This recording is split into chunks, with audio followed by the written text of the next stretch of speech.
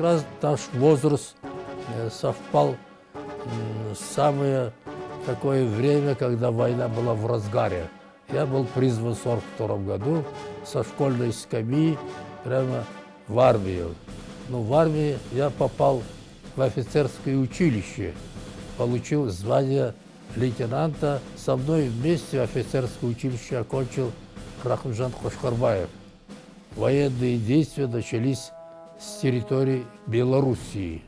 Я Дарменов Алиби, ученик 7 F класса Назарбаевской интеллектуальной школы города Павлодар. Хочу рассказать вам о своем прадедушке, который участвовал в Великой Отечественной войне вместе с Рахымжаном Кошкарбаевым. 30 апреля 1945 году Рахымжан Кошкарбаев первым возродил знамя над Рейхстагом вместе с красноармейцем Григорием Булатовым. Жанасов Жанша родился 15 марта 1924 года в поселке Карсакпай Ултауского района Карагандинской области. До войны он окончил 9 классов школы. Рахымжан Кошкарбаев воевал в 150-й, а Жанасов Жанша в 23-й гвардейской дивизии. Лейтенант Жанасов прошел со своим взводом с боями всю Европу и дошел до Берлина.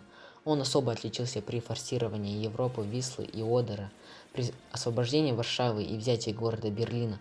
Он и бойцы его взвода в этих кровопролитных сражениях проявили храбрость и героизм, были в первых рядах наступающих отрядов. Жанасов Жанша в ожесточенных схватках на реке Альт-Одер под Берлином был тяжело ранен. Пуля немецкого автоматчика прошила его насквозь, но он остался жив. Лейтенант Жанасов за отвагу и героизм, проявление на войне, был награжден орденами Отечественной войны первой степени, Красной Звезды и медалями за взятие Берлина, за освобождение Варшавы. Он получил 3 благодарственных письма от Верховного Главнокомандующего Сталина. В этом году моему прадедушке исполнилось 96 лет. 75 лет назад советский народ выиграл самую жестокую войну в мировой истории. Вечная благодарность и непомерная слава погибшим на этой войне, а также нынешним живущим ветеранам и труженикам тыла. Благодаря этим людям мы не знаем этого страшного слова «война». Мы живем на свободной казахстанской земле под мирным небом. Низкий вам поклон.